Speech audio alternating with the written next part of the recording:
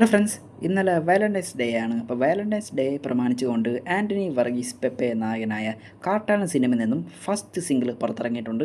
പിന്നെ വാലന്റൈൻസ് ഡേക്ക് ഇറക്കാൻ പറ്റിയ ബെസ്റ്റ് പാട്ടാണല്ലോ, അതും ഐറ്റം സോങ്. ഈ ഒരു ടൈപ്പ് സോങ് എല്ലാം പണ്ട് തൊട്ടേ മലയാള സിനിമ ഇറങ്ങിയിട്ടുള്ളതല്ലേ, വില്ലൻ്റെ കൂടെയുള്ള ഐറ്റം ഡാൻസ്, ബാക്കിയുള്ള കലാപരിപാടികളൊക്കെ.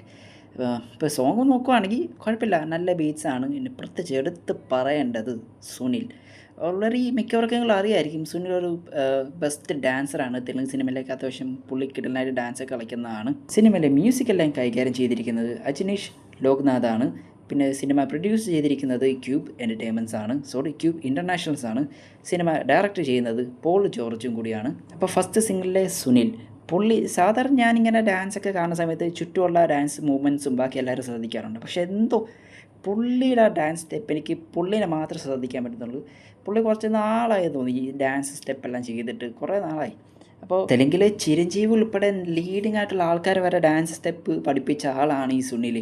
പുള്ളിക്ക് ഇത് വെറും നിസ്സാരമായിട്ടുള്ള കാര്യമാണ്. പിന്നെ ആൻ്റണി വർഗീസ് പെപ്പെ പുള്ളിയുടെ എൻട്രോ വരുമ്പോൾ എന്തോ നമ്മുടെ രോമൊക്കെ എഴുന്നേറ്റിരിക്കും. പിന്നെ ഈ ഒരു പാട്ട് ഉറപ്പായിട്ടും തിയേറ്ററിലൊക്കെ കിടലും തന്നെയായിരിക്കും. ആ തിയേറ്ററിൽ ചുറ്റും ഈ ഒരു ബീറ്റ്സ് എല്ലാം വരുമ്പോൾ കിടലായിട്ട് നമുക്കൊരു എക്സ്പീരിയൻസ് തന്നെയായിരിക്കും കിട്ടാൻ പോകുന്നത്.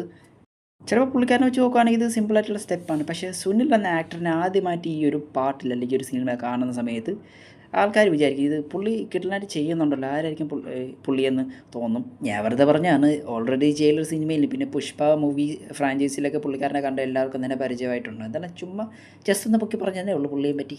സോങ്ങിൻ്റെ ഓരോ ഋതവും ഓരോ ലിറിക്സൊക്കെ എവിടേക്കോ കേട്ടതായിട്ട് തന്നെ തോന്നുന്നുണ്ട്. എവിടേക്കോ നിന്ന് കോപ്പി അടിച്ച പോലെയാണ് പേഴ്സണലി എനിക്ക് തോന്നിയത്.